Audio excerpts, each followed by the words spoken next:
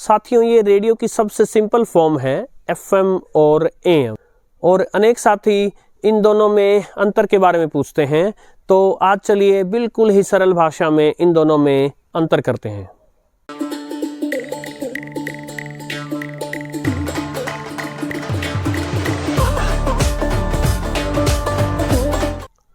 साथियों नमस्कार। आज का जो वीडियो है वो FM और AM में अंतर पर है, किंतु ये दो अलग अलग लेवल्स पर अंतर हो सकता है। और जैसा कि इस रेडियो चैनल की खासियत है कि हम यहाँ टफ से टफ कॉन्सेप्ट्स को एकदम सिंपल भाषा में, इतनी सिंपल भाषा में, इतनी सरल भाषा में कि एक 5वीं कक्षा का विद्यार्थी भी समझ पाए, उस तरह से प्रस्तुत करते हैं। जब हम FM और AM की बात कर रहे होते हैं तो पहला फर्स्ट लेवल की बात हो सकती है कि जो रेडियो पर ये दो बैंड दिख रहे हैं आपको, इनकी, या फिर FM और AM टेक्निक्स की फ्रीक्वेंसी मॉड्यूलेशन और AM amplitude modulation, in techniques की बात हो सकती है। वैसे जो FM और AM बैंड्स हैं वो भी टेक्नोलॉजी से ही जुड़े हैं। फ्रीक्वेंसी मॉड्यूलेशन के कारण FM बैंड है और एम्पलीट्यूड मॉड्यूलेशन के कारण AM बैंड है। यदि आप रेडियो के बैंड्स की बात कर रहे हैं तो FM और AM में से जो AM है वो मीडियम वेव बैंड को दर्शाता है। और यदि आप टेक्नोलॉजी की बात करते हैं तो जो AM टेक्नोलॉजी है, एम्पलीट्यूड मॉड्यूलेशन टेक्नोलॉजी है, वो 3 बैंड्स पर काम करती है, long wave, medium wave, short wave. तो यदि टेक्निकली देखा जाए तो शॉर्ट वेव भी AM है और मीडियम वेव भी AM है और लॉन्ग वेव भी AM है। किंतु समय के साथ जो है वो लॉन्ग वेव और शॉर्ट वेव की बजाय जो मीडियम वेव है उसी का नाम ही AM पड़ गया, जबकि दूसरे दोनों बैंड्स भी AM टेक्नोलॉजी का यूज़ करते थे। इसके साथ साथ मीडियम वेव का एक और नाम पड़ा ब्रॉडकास्ट बैंड।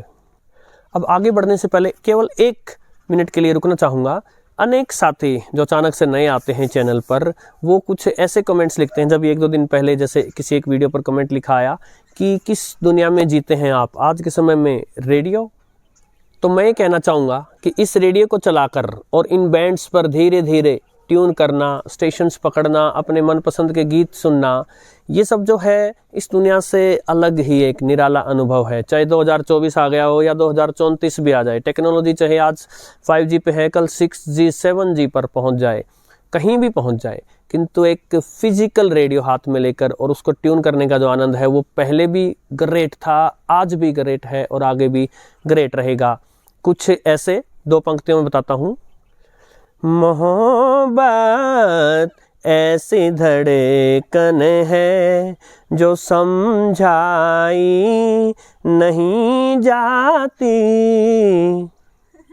तो एक रेडियो को ट्यून करने में जो मज़ा है वो समझाया नहीं जा सकता, केवल जिन्होंने पहले करके देखा है, या हो सकता है किसी ने ना करके देखा हो लेकिन अब करके देखे, और अगर वो आनंद आने लग जाए तो आप बयान नहीं कर सकते। जब आप FM पर ट्यून कर रहे होते हैं तो सिग्नल थोड़ा सा साफ आता है, क्योंकि पीछे से बैंडविड्थ ज़्यादा छोड़ी गई होती है, नज़दीक से सिग्नल छोड़ा गया होता है, डायरेक्ट ट्रांसमीटर से आपके रेडियो तक आ रहा होता है। इन सभी कारणों से साफ चलता है। एक और भी कारण है कि फ्रीक्वेंसी मॉड्यूलेशन करते समय, क्योंकि सिग्नल की फ्रीक्वेंसी में चेंज हुआ है और वही चेंज आपका रेडियो नोटिस कर रहा है, तो जो डिस्टरबेंस है वो मोस्टली सिग्नल के एम्पलीट्यूड को चेंज किया करती है। तो इसलिए एनवायरनमेंट की डिस्टॉर्शन जो है वो मोस्टली आउट रहती है। AM टेक्नोलॉजी में long wave, medium wave, short wave, ये तीनों जो हैं थोड़ा सा इनमें अंतर है। लॉन्ग वेव्स जो होती हैं वो बहुत लंबी हैं, मीडियम वेव जो हैं वो थोड़ा छोटी हैं और शॉर्ट वेव्स से और छोटी हैं। सो जो लॉन्ग वेव्स हैं वो धरती के सहारे बहुत दूर तक जा सकती हैं। मीडियम वेव्स जो हैं वो धरती के सहारे उतना दूर तो नहीं जा सकती जितना लॉन्ग वेव जा सकती हैं, लेकिन अच्छी खासी दूर जा सकती हैं। इसके अलावा रात के समय, दिन में नहीं, रात के समय आकाश से टकराकर जो है वो जा सकती हैं दूर।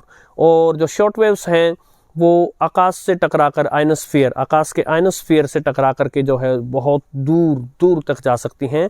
शॉर्ट वेव्स जो है वो ग्राउंड के सहारे बहुत ज़्यादा नहीं चल सकती। अब यहाँ जो मैंने बताया इसमें कई टेक्निकल बातें आई।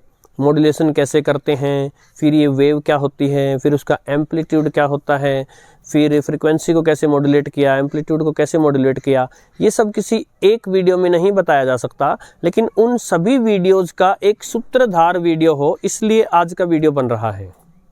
सो इस वीडियो के डिस्क्रिप्शन सेक्शन में मैं आपको उन सभी के लिंक दे दूंगा। किसी एक में बताया है फ्रीक्वेंसी क्या होती है, किसी एक में बताया है बैंडविड्थ क्या होती है, एक AM पर स्पेशल वीडियो बना था, एक FM पर स्पेशल वीडियो बना था, एक वीडियो ये भी बना था कि AM के मुकाबले FM साफ क्यों चलता है। सो यदि उन सभी वीडियोस को आप एक एक करके देखते हैं, ज़रूरी नहीं आज ही देख दें, कभी कोई देख लिया कभी कोई देख लिया, तो आपके माइंड में जो एक पिक्चर बनेगी वो तो ज़बरदस्त ही होगी। किंतु इस वीडियो में भी मैं थोड़ा सा बताने का प्रयास करता हूँ। देखिए, हर फ्रीक्वेंसी के जो ये सिग्नल हैं ये इलेक्ट्रोमैग्नेटिक वेव्स हैं, लेकिन हम जो बोल रहे हैं ये साउंड वेव्स, ये इलेक्ट्रोमैग्नेटिक वेव्स नहीं है, ये मैकेनिकल वेव है। यानी ये ऐसी वेव है, इनको मीडियम चाहिए। जैसे बोलने वाले के मुंह और सुनने वाले के कान के बीच में हवा होगी या कोई लकड़ी, कोई ऐसा मीडियम हो जिसके सहारे ये वेव चल के आ सकें तो वो पहुंच जाएगी आवाज़। किंतु अगर वैक्यूम है, बीच में कुछ नहीं है, तो आवाज़ नहीं पहुंचेगी। किंतु जो इलेक्ट्रोमैग्नेटिक वेव्स जो हैं उनको चलने के लिए मीडियम की आवश्यकता नहीं होती, वो जो है बिना हवा वगैरह के भी चल सकेंगी। करंट दो तरह का है, डायरेक्ट और अल्टरनेटिंग करंट। डायरेक्ट करंट जिसमें इलेक्ट्रॉन सीधा चलते हैं, अल्टरनेटिंग करंट जो कि बहुत सारी पुस्तकों में अच्छे से नहीं बताया जाता, उसमें इलेक्ट्रॉन्स वाइब्रेट करने लग जाते हैं। तो एक बड़ा ही एक ज़बरदस्त सिद्धांत है कि यदि किसी मेटल धातु जो कंडक्टर हो उसको AC आप दे दें तो जिस फ्रीक्वेंसी का आपने AC दिया है उसकी वेव्स छोड़ने लग जाता है। और इसका उल्टा भी सच है, यदि हवा में वो वेव्स हैं और यहाँ एक कंडक्टर रखा है तो उसमें करंट आ जाता है। अब यहाँ इस टॉपिक से जुड़े भी जो है बहुत सारे दूसरे टॉपिक्स पर वीडियो आए हैं कि ये AC क्या होता है, और एक वीडियो तो था कि करंट चल ही नहीं सकता, जो चार्ज होता है वो चलता है। तो वो सभी भी जो है उनके लिंक्स भी आपको डिस्क्रिप्शन में मिल जाएंगे यदि आप अच्छे से एक एक बात को समझना चाहते हैं तो। किंतु अभी के लिए मुद्दे की बात यह है कि हम जो बोल रहे होते हैं उस सिग्नल को माइक के माध्यम से इलेक्ट्रिकल सिग्नल में बदल देते हैं, लेकिन इस सिग्नल की फ्रीक्वेंसी कम है, इतनी ज़्यादा नहीं है कि ये लंबी दूरियों तक जा सके।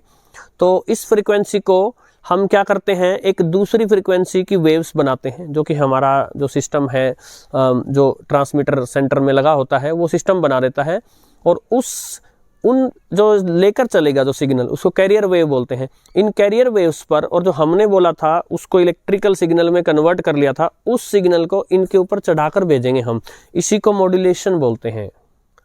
सो फ्रीक्वेंसी अगर इसकी चेंज कर दे, जैसे हमने बोला था उससे जो सिग्नल बना था, इस सिग्नल के हिसाब से अगर कैरियर की फ्रीक्वेंसी चेंज कर दे तो वो फ्रीक्वेंसी मॉड्यूलेशन, और एम्पलीट्यूड चेंज कर दे तो वो एम्पलीट्यूड मॉड्यूलेशन।